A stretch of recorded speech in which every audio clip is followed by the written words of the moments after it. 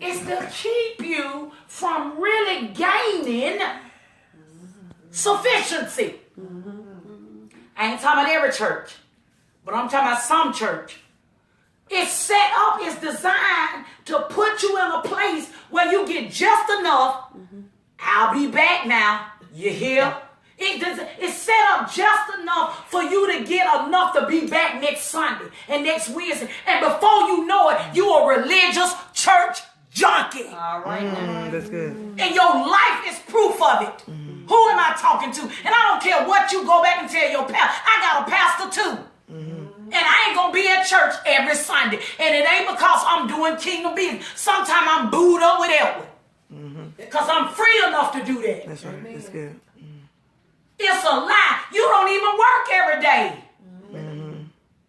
Why we got all of this stuff? It's manipulating systems that ain't produced us nothing. Because ain't nobody looked at you and said, you know, you've been sitting on this same pew for 10 years. And you ain't started your business yet. You've been coming to church and singing on the praise. God, let God use you. And then you leave church and you empty. You lonely. You divorced. Your children gone off and you got empty nest syndrome and you depressed. Because you've been using church. You got a van. You've been using church as a fix. And ain't nobody taught you to live independent of it. And I know y'all ain't gonna like me out there in church land. And I hope these ain't none of your members filming me, because you're gonna rebuke them and not let them come back. That's okay. Let me tell y'all something. I went to see a movie, The Nat Turner Story. If you ain't seen it, go see it. It's gonna change your concept on some stuff. The white master knew that Nat Turner was a voice to the other black people. So they used him to control the other black people through church and through the word. Listen, y'all.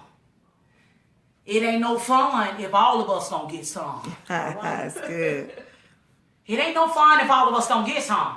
And what's happening is we got leaders and we got people who coming up on us, who gaining from our ignorance, who capitalizing on our foolishness. It ain't like that in corporate. The more you know, the more you grow. Yes. Why in church, the more we know? Help us. Destroying the spirit of rejection.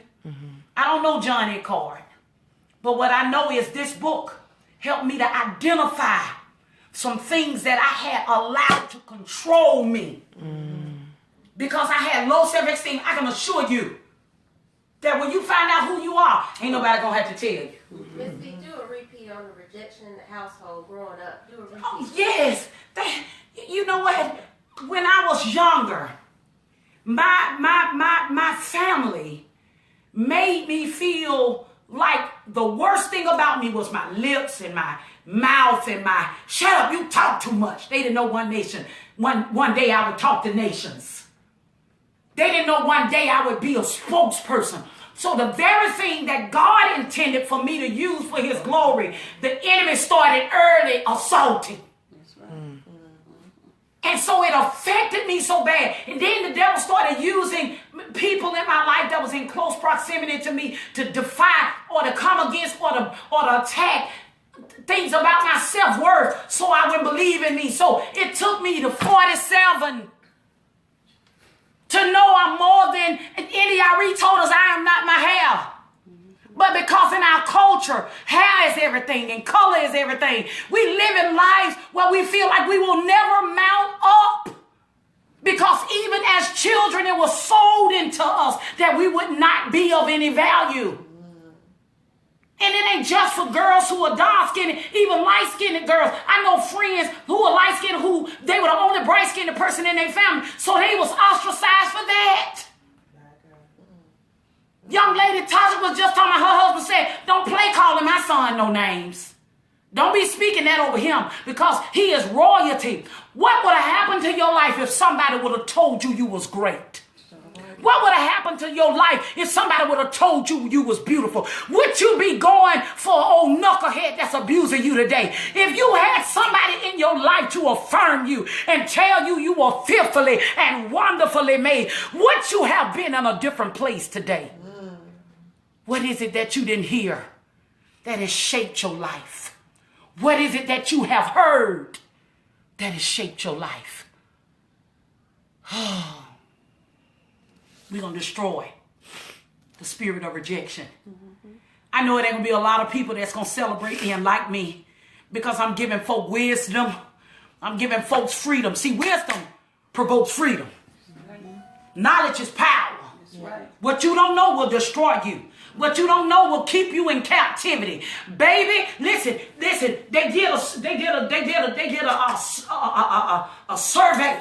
They did a test on a bear. Y'all probably heard this story. And the test was the bear had lived in a cage all of its life. And they came and removed the cage from around the bear. But because of his mind state, he did not have a mental ability to know the cage had been moved. So he would only go 12 steps forward and 12 steps back. Who am I talking to? You don't even know you've experienced or you are in the presence of freedom because you've been bound for so long. Because nobody told you your worth and your value. You're still living under the deficit of word curses. You're still living under the curse of your family. So you got diabetes and you done gave into it. You don't even know you can reverse it with an eating habit. You can change it with the way you eat. You can exercise and it'll go away. What have you accepted that has prevented you from living your best life ever? It's time to destroy the spirit of rejection. Amen.